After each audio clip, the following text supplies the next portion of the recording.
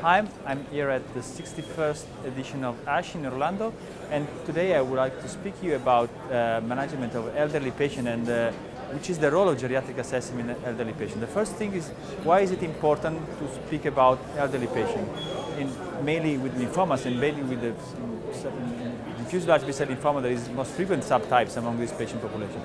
First, because diffuse large B-cell lymphoma is a disease of the aging population. Second, because with the aging of the population, we should expect more and more patients with diffuse large B-cell lymphoma in the future which are elderly. That means older than 70 or even 80 years.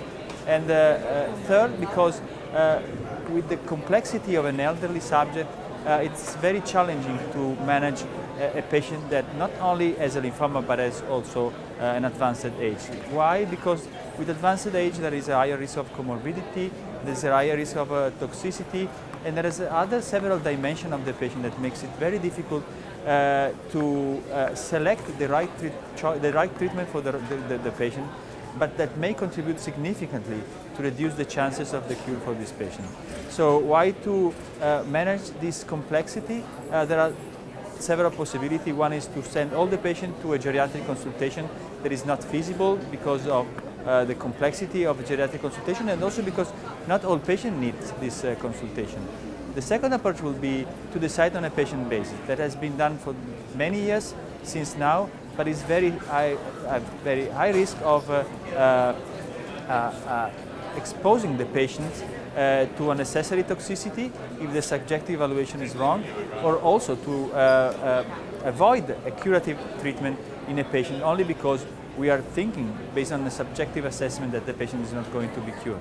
So an intermediate approach would be to develop tools to screen the patient and to understand if there are signals of frailty in the patient. And for this approach, there are again several approaches that have been shown also with the interesting data here at Orlando. There are tools like VS13 that has been presented by the Mayo group from the Leo court. There is a very simple tool that can be done by the patient that can be used as a screening tool to identify patients who are in need of a geriatric assessment. With the same approach, the French group is developing the G8 tool that again is a tool that doesn't remove the geriatric assessment, but it identifies these patients who are better suited for geriatric, but who need that geriatric assessment. Then there is another approach that in a single tool that is called the Simplified geriatric assessment allows the referring physician, the hemato-oncologist, to assess the frailty of the patient, simply evaluating the geriatric scale, the ADL, the instrumental activity of daily living, and the comorbidity.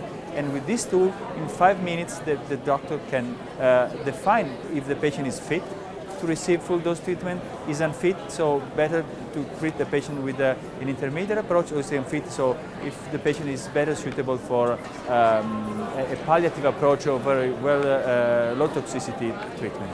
The very important part of this geriatric assessment is that at this ASH meeting, it has been clearly shown that it is possible to integrate the information that we got from the geriatric assessment with the clinical parameters, and with this integration, it's possible to build a prognostic index that has been called the EPI, Elderly Prognostic Index, that stratifies patients in 3 risk groups that are at different risk of dying from their disease. A low risk group with an excellent outcome, an intermediate group with an intermediate outcome, and a poor risk group that has a foreseen overall survival at 3 years that is around 40%. So the problem now is that we have tools, but how should we use this tool to define the treatment goals in this individual patient? Of course, the simple answer to this question is to address the high-risk group to geriatric consultation prior to start a treatment. So should let the geriatrician, the specialist, decide which is their real frailty. But with this prognostic index, I'm sure that it will be possible to contribute in a significant way to improve the knowledge of the patient, the elderly patient population, and to the management and the clinical research.